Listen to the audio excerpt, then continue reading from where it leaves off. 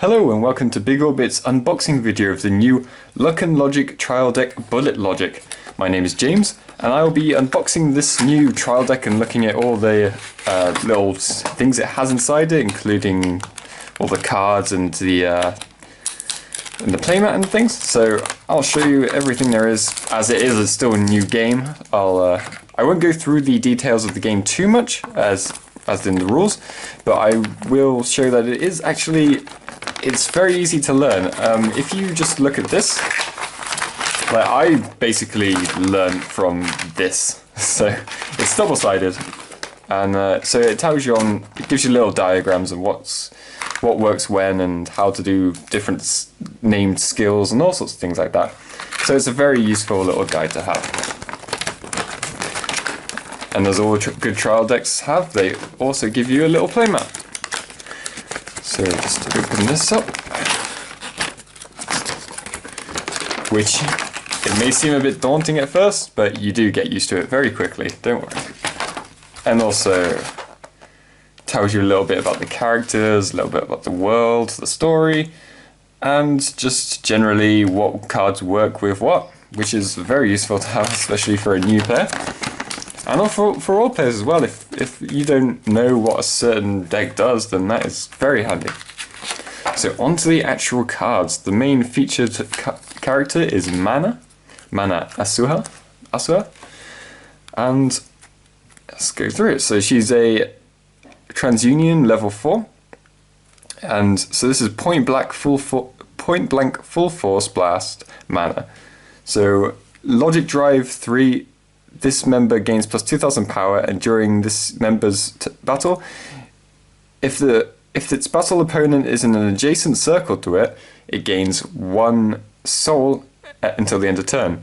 So this is the thing about Mana. She works best when going against people that are adjacent to her. So in this game, it would only really work for things like directly in front of her. But seeing as there are 2 spaces of enemies, so there's a bigger chance that she will get her powers off. So let's get a little foil version of that. We also get Trembling with Excitement Yukari, level 3.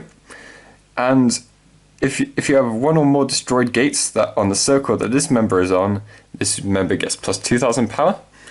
And Logic Drive 3, draw a card, this member gains plus 4,000 until the end of turn. And then we also get foilless, non-foils even, versions. Oh, this is really nice art. We get Sightseeing Flight Yukari, level 2, 7k attack. When this unit enters the field, look at the top card of your deck, and also Logic Drive 3, draw a card, choose an opponent's member, and it gets minus 2,000, sorry, until the end of turn. I always love it in card games when you minus your opponent, because that basically means you've buffed up all of your guys. And you get to see the top card of your deck, so you can decide whether or not to use it then. You might see a really good card and do it then, or you may see, oh, this will work for later on. So yeah, it's a good card, and you get 2 of those in there. That's usually the sign of a good card. So as you can see, this deck is not monocolored, it is red and blue, which is the first time I think they've done a dual colored deck. I think this is the only trial deck, the 3rd trial deck in the game, but still, it's pretty good. So Full Pot Yukari. As an act, you may rest this member, choose 1 of your other members, and it gains plus 1,000 power until the end of the turn. Great in a little pinch. 4 of those. Then we get Captive Quetzi, I think that's how you say it. All your opponent's members in adjacent circles to this member gain minus 1,000 power. So you got 4 little pretty good foreigners actually. Point Blank Full Force. Okay, so this is the same card as before, but we get one non-foil version as well. Emergency Evasion Mana. When an Astro Step is placed on your battle zone during this member's battle, draw a card and discard a card from hand, and Logic Drive 3. this member gains plus 5,000 power until the end of turn. Then if you have 3 or more blue cards in your level zone, draw a card. So from what I can remember is, as long as you've got 1 red card in your level zone, you can start playing like level 3s, you can play whatever.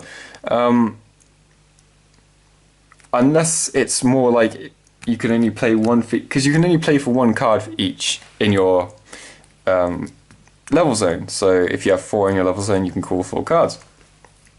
I think that's how it works. No, you can attack 4 times, that's it. So I'm not sure if that affects the colour in any way. I'll have to look into that. So, and then Logic Drive 3, this member gains plus 5,000 to the end of turn. Then if you have 3 or more blue cards, oh sorry, yes, I've already seen it. Whoops. So, Sniping Preparations mana. During this member's battle, if its battle opponent is on an adjacent circle to it, it gains plus 2,000 power. And Logic Drive 3, this member gains plus 1 soul, and at the beginning of the end battle step, at the beginning of the end of the battle step that this member attacked, choose a card from your level zone and stand it until the end of turn. That's pretty nice. Then Forced Assault mana. Ooh, just let it focus in. Focus. There we go. Okay, so when this member destroys an opponent's gate on an adjacent circle to it, draw a card and discard a card from your hand. And Logic Drive 3, draw a card, choose one of your other members, and it gains plus 1,000 power until the end of turn. And 4 of those. Then Sweets of Love mana, just a vanilla, but still useful to have, especially as a logic list. Stoic Pupils mana. When this member loses a battle while defending, choose a Tetra Heaven card from your level zone and stand it. And she has the ability Vanguard, which, bringing in other Bushy games, this ability is active as long as your opponent has 6 or more undestroyed gates. When this member enters the field, choose one of your opponent's members in the front row with no soul, and you may return it to their hand. So, I guess that evens it out, because if that didn't have that Vanguard, you could just win the game. Just pop it back into the opponent's hand and destroy their gate. So, A Moment in the Afternoon Artemis. Just a vanilla foreigner. They get 4 of. Goddess of the Moon Artemis. When this member enters your field, destroy one of your mana. Oh, sorry, I don't know where I got that from. Choose one of your mana, and it gets plus 1,000 power until the end of turn. Then Vanguard ability. When this member enters the field, you choose one of your opponent's members in the front row and with no soul, and return it to their hand. So that's the same as the other one, but I guess one's a foreigner and one's a logic list, so. Okay, so a tactic card, Quiet Petition. Costs 1, and when this tactics is placed on the battle zone from your hand, you may pay the cost. If you do, your member in battle gains plus 2 soul until the end of the battle. Then if this member is a Tetra Heaven, it gains an additional plus 1 limit, and put the top card of your deck on your battle zone face up. That's pretty cool. So it could be anything. It could be Paradox. It could be more defense. So that's pretty cool. So Word of Advice. Cost 1. When this tactics is placed on the battle zone from your hand, you may pay the cost. If you do, your member in battle gains plus 5,000 power and plus 1 limit until the end of turn, until the end of that battle, and put the top card of your deck into your battle zone face up. So it's basically the same thing, but instead of soul battle, it works for just your general normal ones. And you get 2 of that too. Then we're on to the Paradox cards. So this one is Astro Step, which was mentioned in an earlier card. All of your Tetra Heaven members gain plus 1 soul. Sorry, yes, soul. And When this paradox is placed on your battle zone, your Tetraheaven member in battle gains plus 2000 power until the end of that battle. And we get 1 foil and 3 non-foil. Then, Satellite Snipe. All your members gain plus 1 soul. Simple enough, and you get 4 of those. Then on to the gates. When this gate is destroyed, put the top 3 cards of your deck into your stock zone. Always a very nice one to do, especially early on. When this gate is destroyed, put the top card of your deck into your stock zone and draw a card. Fountain of Fantasy. When this gate is destroyed, put the top card of your deck into your stock zone, choose a member from your drop zone and return it to your hand. Very bad to have early on actually, which I found out the hard way, because you don't have anything in your drop zone. So yeah, I know you can't choose, but you want this to happen later game when you lost something very good. And Throne Room. Oh no, and there's Throne Room.